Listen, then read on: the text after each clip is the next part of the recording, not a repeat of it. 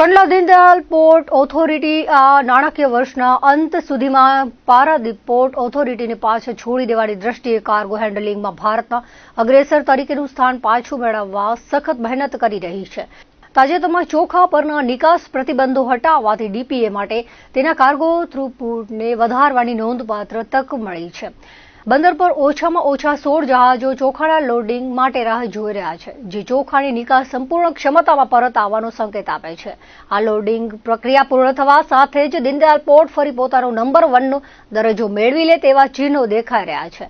આ અંગેની વિગતો મુજબ કેન્દ્ર સરકારે ચોખાની નિકાસ પર પાબંદી મૂક્યા બાદ સૌથી વધુ અસર દીનદયાલ પોર્ટને પડી હતી. 22 ઓક્ટોબર 2023ના ભારત સરકારે ચોખાની નિકાસ પરના તમામ નિયંત્રણો હટાવ્યા હતા. પ્રતિબંધો દૂર કરવા સાથે બાસમતી ચોખા અને ફોતરા પર 10% કસ્ટમ ડ્યુટી રદ કરવાનો સમાવેશ થાય છે. દીનદયાલ પોર્ટ કેન્દ્ર સરકારના આ નિર્ણયથી ગેમ ચેન્જર બન્યો છે. સરકારે સફેદ ચોખા પર $490 પ્રતિ ટન લઘુત્તમ નિકાસ કિંમત નાબૂદ કરી છે, જેનાથી નિકાસકારો સંપૂર્ણ પાયે શિપમેન્ટ ફરી શરૂ કરી શકશે. પરિણામે ભારતના સૌથી મોટા ચોખા નિકાસ કરતા બંદરોમાંના એક દીનદયાલ પોર્ટની માંગમાં નોંધપાત્ર વધારો જોવા મળી રહ્યો છે. નિયંત્રણો હટાવ્યાના એક મહિનાની અંદર 16 જહાજો બંદરના બાય એન્કોરેજ પર નિષ્ક્રિય જોવા મળ્યા હતા. તેઓ બર્થ પર જવા અને ચોખા લોડ કરવા માટે તેમના વળાંકની રાહ જોતા હતા. આ સ્થિતિ વૈશ્વિક ચોખાના વેપારમાં, ખાસ કરીને બિન બાસમતી ચોખાની નિકાસમાં બંદરનું મહત્વ દર્શાવે છે.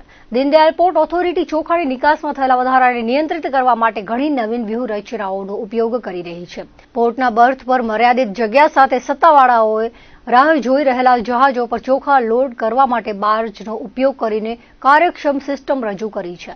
બાર્જ ઓપરેટરોને બર્થ હાયર ચાર્જીસ પર છૂટ આપવામાં આવી રહી છે, જે એન્કરેજ પર જહાજો માટે રાહ જોવાનો સમય ઘટાડવામાં મદદ કરે છે.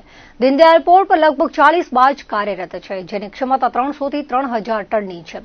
દરેક બાર્જને અંદરથી એન્કરેજ સુધીની મુસાફરીમાં લગભગ 1 કલાકનો સમય લાગે છે અને વહાણના કદમાં આધારે લોડ થવામાં સામાન્ય રીતે 10 થી 12 કલાકનો સમય લાગે છે. દીનદયાલ પોર્ટ ઓથોરિટી કાર્ગો હેન્ડલિંગમાં ટોચનું સ્થાન પાછું મેળવવા પર ધ્યાન કેન્દ્રિત કરે છે, જે સ્થિતિ તેણે નાણાકીય વર્ષ 2023માં પારાદીપ પોર્ટ ઓથોરિટી સામે ગુમાવી હતી. નાણાકીય વર્ષ 2024માં ડીપીએ 132.3 મિલિયન ટન કાર્ગોનું સંચાલન કર્યું હતું, જ્યારે Paradip port authority 145 million ton કાર્ગોનું સંચાલન કર્યું હતું. જોકે શ્રેણીબદ્ધ વ્યૂહાત્મક પહેલો અને ચોખાની નિકાસ ફરી શરૂ થવાથી દીનદયાલ પોર્ટ આ અંતર ઘટાડવામાં સફળ થયું છે. વધુમાં દીનદયાલ પોર્ટે તેના ડિમરેજ ચાર્જીસમાં ફેરફાર કર્યા છે, જે પ્રતિ ગ્રોસ રજિસ્ટર્ડેજના આધારે પ્રતિ કલાક સિસ્ટમમાં બદલાઈ ગયા છે. દીનદયાલ પોર્ટ ઓથોરિટી તેના કન્ટેનર કાર્ગો બિઝનેસને વધારવા માટેના પ્રયત્નોને પણ વિસ્તારી રહી છે, જ્યારે તે હાલમાં કન્ટેનર ટ્રાફિકમાં મુન્દ્રા પોર્ટ કરતાં પાછળ છે. સરકારની અનેક યોજનાઓનો લાભ લેવા માટે આધાર કાર્ડ લિંક કરવામાં આવે છે, ત્યારે આ કામ માટે આવતા ગ્રામ્ય વિસ્તારના લોકોને ભારે હાલાકી ભોગવવાનો વારો આવ્યો છે. ભુજ તાલુકાની કામગીરી ગ્રામ્ય મામલતદાર હસ્તક કરાય છે. અહીં કામગીરી કરતા સ્ટાફની સાથે વધુ સ્ટાફ ફાળવવામાં આવે તો સમસ્યામાંથી છુટકારો મળી શકે તેમ છે. સૂત્રોના જણાવ્યા મુજબ હાલમાં 3 કર્મીઓ કામગીરી સંભાળે છે. દરરોજ આધાર કાર્ડ લિંક તેમજ અન્ય કામ કરવા માટે 120 કૂપન સવારે આપવામાં આવે છે. તેનું કામ પૂર્ણ થઈ જાય તો અન્ય વધારાના કૂપન આપવામાં આવતા નથી. આ અંગે ગ્રામ્ય મામલતદારના જણાવ્યા મુજબ સ્ટાફ વધારવા બાબતે ગાંધીનગરથી જે મંજૂર થઈને આવે તે આ કામગીરી કરી શકે છે. સ્ટાફ રાખવા માટે દરખાસ્ત લઈએ, ત્યારબાદ ગાંધીનગર ખાતે પરીક્ષા આપવાની થાય છે. તે પાસ કર્યા બાદ આધાર કાર્ડની એજન્સી તેને નિમણૂક કરે છે, પછી જવાબદારી આપી શકાય છે. હાલ 3 જણા સિવાય અન્ય કોઈ કામગીરી કરી શકે નહીં. એમાં સેફટી માટે ફિંગર અપડેટ કરવામાં આવે છે. ફિંગર વગર કોઈની આઈડી લોગ ઓન થઈ શકતી નથી. સ્ટાફ વધારવા માટે સરકારમાં 2 જણાની દરખાસ્ત પહેલાથી જ કરવામાં આવી છે. તે મંજૂર થવાથી તેઓ પરીક્ષા આપવા ગાંધીનગર જશે. ફિંગર અપડેટ કર્યા બાદ વધારાના કાઉન્ટર શરૂ કરવામાં આવશે. સવારે 10:30 થી 6 વાગ્યા સુધી કામગીરી કરી શકાય છે, બાદમાં થઈ શકતી નથી. તે સમય વધારાની દરખાસ્ત કરવામાં આવે છે. જો સમય મર્યાદામાં વધારો કરાય તો લોકોને પડતી હાલાકી દૂર થશે. હાલ તો જોવાનું એ રહ્યું કે આ માટે વધારાનો સ્ટાફ ક્યારે ફાળવવામાં આવશે. ભારતમાં 25મી નવેમ્બર સુધી વૈવિધ્યની ખોજ કરો અને માણો થીમ સાથે વિશ્વ હેરિટેજ સપ્તાહની ઉજવણી થઈ રહી છે. ગુજરાતનું નામ ગૌરવભેર ઊંચું કરનારું મહત્વનું હેરિટેજ સ્થળ એવા કચ્છના ધોળાવીરાની યુનેસ્કો દ્વારા વર્લ્ડ હેરિટેજ સાઇટમાં સ્થાન આપવામાં આવ્યું છે. આ વિશેષ માન્યતા બાદ આ સ્થળને વૈશ્વિક પર્યટન માટે આકર્ષણનું કેન્દ્ર બનાવવાનો નિર્ણય લેવાયો છે. સ્વદેશ દર્શન 2.0 અંતર્ગત ધોળાવીરાનો વિકાસ કરવામાં આવશે. ધોળાવીરાના સર્વગ્રાહી વિકાસ માટે ભારત સરકારે સ્વદેશ દર્શન 2.0 યોજના હેઠળ આ સ્થળની પસંદગી કરી છે. આ યોજના હેઠળ ધોળાવીરાને ટકાઉ અને જવાબદાર પર્યટન સ્થળ તરીકે વિકસાવવાની દિશામાં કાર્ય થશે. આ વિકાસની કામગીરી 2 તબક્કામાં વહેંચાઈ છે. પ્રથમ તબક્કામાં આશરે 135 કરોડના ખર્ચે અનેક મહત્વપૂર્ણ પ્રોજેક્ટ હાથ ધરવામાં આવશે, જેમાં cultural village, amphitheatre, tent city, tourist plaza અને વિસ્તૃત રસ્તાઓના વિકાસનો સમાવેશ થાય છે. સાથે સાથે લાઇટ એન્ડ સાઉન્ડ શોમાં કચ્છની અનોખી સંસ્કૃતિ, ઇતિહાસ અને કલાનું પ્રદર્શન કરવામાં આવશે. આ ઉપરાંત ટુરિસ્ટની સુવિધા માટે કોમ્યુનિટી હોલ બનાવવામાં આવશે. ધોળાવીરા એક પ્રાચીન નગર છે, જેનો ઇતિહાસ લગભગ 5000 વર્ષ જૂનો છે. વર્ષ 1967માં ભારતીય પુરાતત્વ સર્વેક્ષણ દ્વારા ધોળાવીરાની શોધ કરવામાં આવી હતી, જ્યારે 1990થી તે રીતે ઉત્ખનન શરૂ થયું હતું. ઉત્ખનનમાં ટેરાકોટા, માટીકામ, માળા, સોના અને તાંબાના ઘરેણાં, પ્રાણીઓની મૂર્તિઓ, ઓજારો અને તાંબુ ગાળવાની ભઠ્ઠીઓ જેવી કળાકૃતિઓ મળી આવી છે. આથી ધોળાવીરા માત્ર એક નગર નહીં, પરંતુ હડપ્પા સંસ્કૃતિનું અનોખું ચિત્ર રજૂ કરે છે. ધોળાવીરા મુખ્ય 3 વિભાગોમાં વહેંચાયેલું હતું, જેમાં રાજમહેલ, અધિકારીઓના રહેઠાણ અને સામાન્ય પ્રજાજનોના નિવાસ સમાવેશ થાય છે. રાજા અને શાસક અધિકારીઓ માટે ઊંચાઈવાળી જગ્યા પર મજબૂત કિલ્લાબંધ રાજમહેલ બનાવવામાં આવ્યું હતું, જેમાં 4 દરવાજા હતા. રક્ષણાત્મક દિવાલોથી ઘેરાયેલા અધિકારીઓના મકાનોમાં 2 થી 5 ઓરડા હતા. સામાન્ય નગરજનોના ઘરો હાથે ઘડેલી ઈંટોથી બનાવેલા સાદા ઘરો હતા. આ ઉપરાંત મોતી બનાવવાના કારખાના અને તાંબુ ગાળવાની ભઠ્ઠીઓના અવશેષો અહીંથી મળ્યા છે, જે આ નગરની ઉદ્યોગ શક્તિ અને એ સમયની ટકાઉ અર્થવ્યવસ્થાનું પ્રતીક છે. ધોળાવીરાનું વૈશ્વિક વારસો તરીકેનું સ્થાન અને તેના ઇતિહાસ સાથે સંકળાયેલા રસપ્રદ તથ્યો આ સ્થળને દેશ વિદેશના પ્રવાસીઓ માટે આકર્ષણનું કેન્દ્ર બનાવે છે. લાઇટ એન્ડ સાઉન્ડ શો અને નવી સંસ્થાઓને ઉમેરવાથી આ પ્રદેશના પર્યટનને નવી ઊંચાઈએ પહોંચાડશે. કચ્છની ઐતિહાસિક ધરોહર સમાન ધોળાવીરા આજના સમયમાં ગૌરવપૂર્ણ વારસાની સાથે ભવિષ્ય માટે પર્યટન અને વિકાસના નવા દરવાજા ખોલી રહ્યું છે. મહારાષ્ટ્ર અને બનાસકાંઠાના વાવ વિસ્તારની પેટા ચૂંટણીમાં ભાજપનો વિજય થયો હતો અને યુપીની પેટા ચૂંટણીમાં 7 બેઠકો પર વિજય થયો હતો. ત્યારે મુન્દ્રા ભાજપ પરિવારે માંડવી મુન્દ્રા વિસ્તારના ધારાસભ્ય અનિરુદ્ધ દવેની ઉપસ્થિતિમાં વિજયોત્સવ મનાવ્યો હતો. માંડવી મુન્દ્રા વિસ્તારના ધારાસભ્ય અને ભાજપના આગેવાનોએ એકબીજાને મોઢું મીઠું કરાવી ઉજવણી કરી હતી. આ જીત અંગે ધારાસભ્ય અનિરુદ્ધ દવેએ જણાવ્યું હતું કે ભારત દેશના વડાપ્રધાન નરેન્દ્ર મોદીની મહેનત રંગ લાવી છે અને કાર્યકરોને શુભેચ્છાઓ પાઠવી હતી. આ પ્રસંગે મુન્દ્રા ભાજપ પરિવાર, મુન્દ્રા બારોઈ નગરપાલિકા દ્વારા શક્તિનગર પાસે ફટાકડા ફોડી વિજયોત્સવ મનાવાયો હતો. આ પ્રસંગે મુન્દ્રા નગરપાલિકાના પ્રમુખ રચનાબેન જોશી અને જિલ્લા પંચાયત શિક્ષણ સમિતિના ચેરમેન વિરમ ગઢવીએ શુભેચ્છાઓ પાઠવી હતી. તેમજ મુન્દ્રા તાલુકા ભાજપ પ્રમુખ વિશ્રામ ગઢવી, મુન્દ્રા શહેર ભાજપ પ્રમુખ સંજય ઠક્કર, યુવા શહેર ભાજપ પ્રમુખ કરણ મહેતાએ શુભેચ્છાઓ પાઠવી હતી. આ વિજયોત્સવમાં મુન્દ્રા બારોઈ નગરપાલિકા પરિવાર, મુન્દ્રા શહેર ભાજપ પરિવાર, તાલુકા ભાજપ પરિવાર તેમજ વિવિધ પાંખના હોદ્દેદારો જોડાયા હતા. દેશના વડાપ્રધાન માનનીય નરેન્દ્ર મોદી સાહેબના નેતૃત્વને અને ગુજરાત ભારતીય જનતા પાર્ટીના અધ્યક્ષ શ્રી સી આર પાટીલ સાહેબ, મુખ્યમંત્રી શ્રી ભૂપેન્દ્રભાઈ પટેલ સાહેબ, આદરણીય અમિતભાઈ શાહ સાહેબ, આ બધાના નેતૃત્વને કારણે વાવની અંદર ભારતીય જનતા પાર્ટીનો ઝંડો લહેરાયો છે. એની ખૂબ ખૂબ વધાઈ સાથે શુભકામનાઓ પાઠવું છું. અનેક કાર્યકર્તાઓનો પરિશ્રમ રંગ લાવ્યો છે. આ સ્થિતિમાં જે કાર્યકર્તાઓએ વાવની વિસ્તારની અંદર જે મહેનત કરી છે એ મહેનત રંગ લાવી છે અને એને અભિનંદન આપું. સાથે સાથે દેશની અંદર પણ, દેશની આર્થિક રાજધાની એવી મુંબઈ અને સમગ્ર મહારાષ્ટ્રની અંદર પણ ભારતીય જનતા પાર્ટીના નેતૃત્વએ ભગવો લહેરાયો છે. એટલે નરેન્દ્રભાઈ મોદી સાહેબનું નેતૃત્વ જે છે એ લોકોએ સ્વીકારી અને જે અપ્રતિમ જીત આપી છે એ બદલ પણ હું વધાઈ સાથે ખૂબ ખૂબ શુભકામનાઓ પાઠવું છું. ભારતીય જનતા પાર્ટીના સૌ કાર્યકર્તા બંધુ ભગીનીને, ભારતીય જનતા પાર્ટીના નેતૃત્વને હું ખૂબ શુભેચ્છાઓ સાથે વધાઈ આપું છું અને એની આજે ઉજવણી અહીંયા મુન્દ્રાની અંદર થઈ રહી છે. ગુજરાતની બનાસકાંઠા વાવ સીટ ઉપર જે પ્રતિષ્ઠાભર્યો જંગ હતો એ જંગમાં કચ્છના જેટલા પણ કાર્યકર્તાઓ છે એ બધાએ શુભેચ્છા રૂપે ઉहाँ ગયા હતા અને અથાગ એમની મહેનતથી કરી અને કાર્યકરોને ઉત્સાહ અને જોશના કારણે આ વાવ સીટ પ્રતિષ્ઠાભર જંગ ભારતીય જનતા પાર્ટીએ જીતી છે અને એમાં માનનીય વડાપ્રધાન શ્રી મોદી સાહેબના વિચારોને વર્ણવવા માટે કરીને અને એમના એક હે તો સેફ હે એ નારા માટે કરીને આ સીટ આપણે ઉજવી છે. આજે મુન્દ્રામાં આ કાર્યક્રમમાં માન્ય ધારાસભ્યશ્રી અને મુન્દ્રાના કાર્યકરો ફટાકડા ફોડી મીઠાઈ વહેંચી અને એમની ઉજવણી કરી અને બહુ ઉત્સાહભેર આ કાર્યક્રમને વધાવીએ છીએ. મહારાષ્ટ્રમાં એવી જ રીતે મહારાષ્ટ્રની સરકારમાં ભારતીય જનતા પાર્ટી ઉપર મહારાષ્ટ્રના લોકોએ વિશ્વાસ કર્યો અને જે યાતનાઓ અને પીડાઓમાંથી એ લોકો પસાર થઈ રહ્યા હતા ત્યારે મોદી સાહેબનો એક જ નારો હતો, એક હે તો સેફ હે. એના માટે કરીને આ કાર્યકરોની મહેનત અને ભારતીય જનતા પાર્ટી અને વડાપ્રધાન નરેન્દ્ર મોદીની નીતિના કારણે આપણે આ જીત મેળવી છે અને આ સર્વ કાર્યકરોને ખૂબ ખૂબ અભિનંદન આપીએ છીએ. કચ્છમાં શિયાળાની શરૂઆત થઈ છે ત્યારે ઠંડીની સિઝનમાં શરીરને ગરમી અને રોગથી મુક્તિ અપાવતા વિવિધ વસાણાઓની માંગ વધી છે. કાટલું અને અડદિયાના મસાલાની બજારમાં તેજી જોવા મળી રહી છે, તો આ સાથે ગોળ અને ઘી જેવા ખાદ્ય પદાર્થોની ખપત પણ વધી રહી છે. કાટલું, દેશી ગુંદર, અડદિયાના મસાલા, ચાયનો મસાલો, દેશી તલ, સિંગદાણા સાથે દેશી ઘી વગેરેનું વેચાણ વધ્યું છે. ભુજની નારાયણજી ગાંધીની દુકાન 110 વર્ષથી વસાણાના વેપાર સાથે સંકળાયેલ છે, જેમાં આજ પણ શહેરોમાં ગ્રામ્ય સાથે અહીંથી મળતી ઔષધિઓ વિદેશમાં રહેતા ભારતીયો અહીંથી મંગાવી વપરાશમાં ઉપયોગ કરે છે, જેની ખરીદી અત્યારથી સામાન્ય રીતે શરૂ થઈ હોવાનું જણાવતા કિશનભાઈએ જણાવ્યું હતું કે અમારી દુકાન ભુજની દાંડા બજાર ઉપરાંત વધુ એક શાખા હોસ્પિટલ રોડ પર શરૂ કરવામાં આવી છે, જ્યાં કાટલું, બાવળગુંદ, ખેરગુંદ, અડદિયાનો મસાલો, કંઠોળા, સૂંઠ સાથે ચાયનો સ્પેશિયલ મસાલો, દેશી તલ, સિંગદાણા સાથે ડ્રાય ફ્રૂટનું વેચાણ કરીએ છીએ. અમારી આ દુકાન પહેલાં દાંડા બજારમાં છે અને શહેરને અહીંયા વધતા અહીંયા એક બીજી અમે બ્રાન્ચ ચાલુ કરી છે.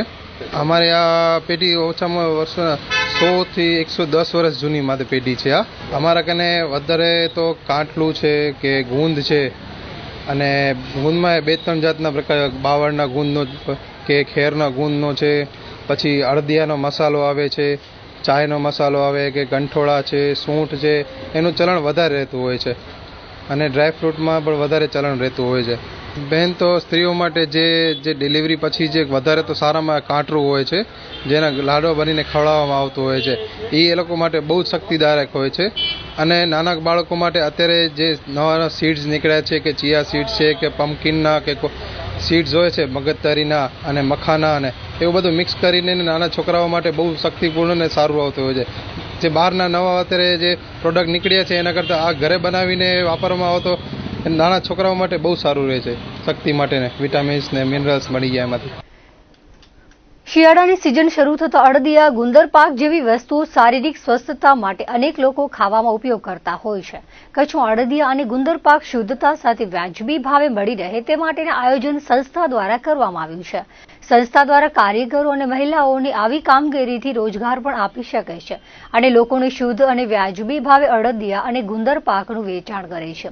ભુજ ખાતે વાગડસા 24 જૈન યુવા ગ્રુપ ભુજ સંસ્થા દ્વારા વેચાણ કેન્દ્ર ઊભું કરાયું છે. અહીં લોકોને શુદ્ધતા સાથે વાજબી ભાવે વસ્તુઓ મળી રહે છે અને અહીંના ખરીદેલા અડદિયા તેમજ ગુંદર પાક અનેક લોકો પોતાના ખાવામાં પણ ઉપયોગ કરે છે. કચ્છ બહાર વસતા કે વિદેશમાં વસતા પોતાના સગાવાલાને પણ અહીંથી મોકલે છે. અડદિયા નાસ્તા અને ભોજન તરીકે પણ પીરસવામાં આવે છે. ત્યારે આ સંસ્થાને અગાઉથી ઓર્ડર આપી અહીંથી ખરીદી કરાતી હોય છે. આ અંગે સંસ્થાના મંત્રી રાજન મહેતાએ જણાવ્યું હતું કે છેલ્લા 10 વર્ષથી આ સંસ્થા દ્વારા આયોજન કરાય છે. અહીં શુદ્ધતા સાથે વાજબી ભાવે લોકોને અડદિયા, ગુંદર પાક વેચાણ કરીએ છીએ. સ્થાનિક રહેવાસીઓ કાયમી ગ્રાહક જેવા બની ગયા છે તેમજ અહીંથી ગુજરાત તેમજ ભારતના અનેક ક્ષેત્રોમાં અમારો ટેલિફોનિક સંપર્ક કરી મંગાવે છે તો અમે તેમને મોકલીએ છીએ. સાથે અમારા સંસ્થાનો ખાસ ઉદ્દેશ્ય એ છે કે ઓછા નફામાં લોકોને શુદ્ધ અને સારો ખોરાક મળે, સાથે આમાં જે પણ આવક થાય છે તે જીવદયાના કાર્યોમાં વાપરીએ છીએ. આમ પણ સંસ્થા દ્વારા અનેક લોકહિતના કાર્યો કરતા હોઈએ છીએ. ત્યારે શિયાળાના 2 માસ અને અડદિયાનું કેન્દ્ર ચલાવીએ છીએ. સાથે આવનાર કચ્છની અંદર બીજી પણ અનેક સંસ્થાઓ લોકોને શુદ્ધતા સાથે વાજબી ભાવે અડદિયા અને ગુંદર પાકોનું વેચાણ કેન્દ્ર શરૂ કરાતું હોય છે. આવા કેન્દ્રોથી લોકોને શુદ્ધતા મળે છે અને બચત પણ થાય છે. અમારી સંસ્થા લગભગ છેલ્લા 10 વર્ષથી આ અડદિયા પ્રોજેક્ટ કરી રહી છે કે 2 મહિના જે શિયાળાનો સમય હોય ત્યારે અમે અડદિયા અને ગુંદર પાકનું એક ચોખ્ખાઈ અને ગુણવત્તાને ધ્યાનમાં રાખી અને વ્યાજબી ભાવથી લોકોને મળી રહે એ આશયથી અમે બનાવીએ છીએ અને 2 મહિનાના ટૂંકા ગાળા માટે અમે આનું જ્યારે સિઝન હોય છે ત્યારે એનું વેચાણ કરીએ છીએ. અહીંયાથી લોકો આજે 10 વર્ષથી અમે ચલાવીએ છીએ એટલે ઘણા બધા લોકો એક ફિક્સ કસ્ટમર જેવા થઈ ગયા છે, જે લોકો અમારી પાસે ફોનના માધ્યમથી પણ ઓર્ડર આપીને મંગાવે છે. લગભગ ગુજરાતના દરેક સારા સેન્ટરમાં લોકો અમારી પાસેથી મંગાવે છે, મુંબઈમાં પણ લોકો મંગાવે છે અને પોતાના ઘરે જ્યારે શુભ પ્રસંગ હોય છે ત્યારે પણ આ વસ્તુ મંગાવીને એ લોકોને ભેટ આપતા હોય છે. કોરોના મહામારીએ કચ્છમાં અડીંગો જમાવ્યો હતો ત્યારે ગરીબ, સામાન્ય, મધ્યમ વર્ગ, ઉચ્ચ મધ્યમ વર્ગને ખાનગી હોસ્પિટલમાં ખર્ચા ન પોસાય તેમ ન હોવાથી તે માટેનું એક એવી હોસ્પિટલનું નિર્માણ થાય જેમાં 18 વર્ણના ગરીબથી લઈને તવંગર લોકોને વ્યાજબી ભાવે ઉત્તમ પ્રકારની સારવાર દર્દીને મળી રહે તેવા શુભાશયથી કચ્છ મુસ્લિમ શિફા મેડિકલ ટ્રસ્ટની અધ્યક્ષતામાં હોસ્પિટલનું નિર્માણ આરંભાયું છે. ભુજના નવા રેલવે સ્ટેશનના મુખ્ય ગેટ સામે આ સુવિધા સબર હોસ્પિટલ ટૂંક સમયમાં કાર્યરત થવા જઈ રહી છે. આ હોસ્પિટલની સ્થાપનાનો પ્રારંભ આરોગ્ય સેવાઓમાં પ્રવર્તી રહેલા અવ્યવસ્થાને દૂર કરવામાં આવ્યું છે. આવી હોસ્પિટલના નિર્માણની યાત્રાનું વિચાર વર્ષ 2020થી કોરોના મહામારી દરમિયાન કચ્છના આરોગ્ય માળખાની દુર્દશાને જોઈ આદમ ચાકી અને યુસુફભાઈ જતે આરોગ્ય સુવિધામાં સુધારાનું મિશન શરૂ કર્યું હતું. તેમાં ફળ સ્વરૂપે હોસ્પિટલની પાયાવિધિ 17 નવેમ્બર 2023ના કરવામાં આવી હતી. બાંધકામની પ્રગતિમાં 3999 સ્ક્વેર ફૂટ પર 80% બાંધકામ હાલ પૂર્ણ થઈ ગયું છે અને વર્ષ 2025ના અંત સુધીમાં 85 સ્ક્વેર ફૂટ વિસ્તારમાં કાર્યરત થવાની છે. હોસ્પિટલનો હેતુ અને વિઝન સ્પષ્ટ કરતા મોવડીઓએ જણાવ્યું હતું કે કચ્છના દરેક વર્ગના સામાન્ય અને ગરીબ દર્દીઓ માટે આરોગ્ય સેવાઓ ઉપલબ્ધ કરાવવી એ આ મુખ્ય મિશન છે. કચ્છના છેવાડાના વિસ્તારમાં રહેતા લોકો માટે પાંજી હોસ્પિટલ તરીકે સેવા આપવી એવી દ્રષ્ટિ છે અને રાહત દરે સૌથી સારી સારવાર આપવા માટે સમર્પિત છે. આ સ્માર્ટ હોસ્પિટલમાં અત્યાધુનિક આરોગ્ય માળખા ઉપલબ્ધ રહેશે, જેમાં sonography, mammography, MRI, city scan જેવી હાઈટેક તપાસની સુવિધા ઉપલબ્ધ હશે.